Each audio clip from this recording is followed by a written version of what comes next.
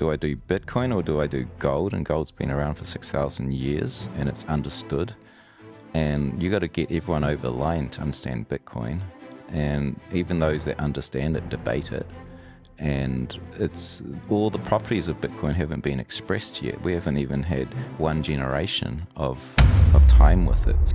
Hello everyone, this is BTC Insight and welcome to yet another deep dive into BTC Insight. Before we jump in, make sure to hit that like button and subscribe if you haven't yet. You won't want to miss this. Willy Woo begins with a fundamental truth. Bitcoin is not just an asset, it's a living network, and its success depends on people choosing to support it. From El Salvador to Lugano, Switzerland, we're seeing experiments that test Bitcoin's ability to function both as a store of value and as a medium of exchange. In Lugano, for instance, Wu notes how Tether's involvement helps create an entire city ecosystem around Bitcoin. It's not just about buying coffee with BTC. It's about building the infrastructure that allows a decentralized currency to thrive in the real world. Wanting to support the network. And then you see what happened in El Salvador. It was a solution. Here in Lugano, it's an experiment that is supported by Tether. It's funded by Tether. The city is behind it. There's Bitcoin, facilities, incubation. It'll take, the store of value brings a lot, right? The store of value brings, $100 billion, $500 billion companies like Tether. It brings companies like MicroStrategy. And what are they going to do? They're going to support the network. They're going to support Bitcoin and infrastructure. And so store of value first, payments later. The thing is, payments is really no-go outside of a very, very, very tiny amount of people who are passionate about the technologies. It'd be like the cypherpunks, the true cypherpunk type out of the developer group. There's only a small amount that are working on a specific thing for freedom money. And the average person just wants to get on with their life, right? So ultimately it is the number will go up. I believe it's store of value, and then you work on the payments if and when it makes sense. But I think that it's really important to have payments for the safeguarding of the network.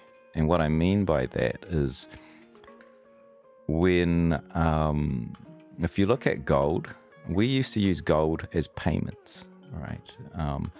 We used to, for thousands of years we had that. So you take that and you move it to a time like more the industrial age. We had paper notes that was traded for gold because no one wanted to carry lumps of gold. Certainly can't trade gold across, long distances because it's a lot of heaviness to carry. So you get used to this paper, this sort of paper trading for the gold. And it became a sort of a layer 2, but it wasn't really trusted. And then you can rug it, right? Eventually it got centralized into a vault called Fort Knox. All the world traded their money around the gold in Fort Knox, and then eventually you close the redeemability window. You can't trade the paper for the gold, and you've got fiat, right? So you can rug an entire currency, a gold-backed currency, by not using it as a medium of exchange. And that's the same thing here, is that, well, as we're developing these big stores of value in these pools called MicroStrategy ETFs that can be nationalized by a government saying, under stress, saying, we're going to buy all your shares, it's going to be great for you. Now we've got all the Bitcoin. Bitcoin's quite resistant because we can audit it. But the fact is you could create another dollar backed by Bitcoin. And you can keep this sort of fiat games going on for a long time. Eventually, Bitcoin and gold and a whole bunch of other assets, but it's sort of the same sort of fiat system. There's a centralized party involved. If you have Bitcoin being used by the people everywhere, it's highly resistant to being rugged by a central attack by a nation state or some other party. Biggest part of it, I think more important, is how old does it need to get? If I'm an institutional investor, if I'm a central bank, it is nation states that are stacking. It's mainly China. Mm-hmm. You're looking at do I do Bitcoin or do I do gold? And gold's been around for 6,000 years and it's understood. And you got to get everyone over the line to understand Bitcoin. And even those that understand it debate it. And it's all the properties of Bitcoin haven't been expressed yet. We haven't even had one generation of time with it. So, Mum, there's this internet thing. What is it? No one could explain it. The internet information superhighway is what it was called. I remember that, yeah. It was like, what do we do with it? A web page. What is that? Like, what is a medium? What is that medium? Ultimately, it was, what we see today. It was like from the 90s to, a generation later, more than a generation later, 30 years later, we have social media, we have streaming, we have it's everything, and everyone just knows what it is. But I don't think people would explain it even today. But we just look at it and we know. You look at gold, we know because 6,000 years, it's intuitive. You need to get to that, right? For now, we don't even know where we'll go in 5 years. Like, what's this quantum thing? Quantum resistance? How is it going to behave through that? People don't know what's going to happen really until that happens. So there's this technology thing going fast forward. And if you're a central bank or an institution and you're looking after, some serious responsibilities, the retirement funds of a whole nation or, the security of your country, are you going to put it into a 16-year-old? Is it 16 years old? 2009, yeah. Yeah, 16-year-old commodity, digital commodity on the internet that's only like, let's call it 30 years old. Or are you going to do 6,000 years of understanding it? Willy Woo is famous for using on-chain analytics to track Bitcoin's fundamentals. He explains that Bitcoin's price is a composite signal, shaped by multiple layers of investor behavior. On the surface, you have short-term traders and speculators moving the price around with leverage and liquidations. Below that, swing investors trade on cycles, buying bottoms and selling tops over months. But underneath it all lies the foundation, the long-term holders, the hodlers. So that's definitely happening because I've experienced myself and I've met people that have done it themselves. So, do you think that's reflected at all in the market prices? That's my point. In the market, yeah, it has to, but we can't track exactly. When I see someone add capital to the network, where did it come from? Mm-hmm. Where did it come from? Did it come from real estate? It's going to be pretty tricky. So, is real estate in a downturn, and that's why it's going down, and Bitcoin's growing as a network, and we don't know why. Everyone has their own reasons. So I know that it is demonetizing to some degree. How do you measure it's a different thing. Bitcoin price ultimately is going to go up fundamentally. Mm-hmm. These two, Bitcoin price, if you put a little lens on it and say that ticket price, there's layers and layers of interaction on that price. On the shortest term, it's just traders moving the price around in a tactical trade, liquidating this and this. And then there's mid-term people that are swing investors. Maybe they're a cycle investor, buy in the bottom, sell at the top, maybe over 3 months. So all of these things superimpose. Then there's the long-term investors. And it turns out long-term investors are the fundamental.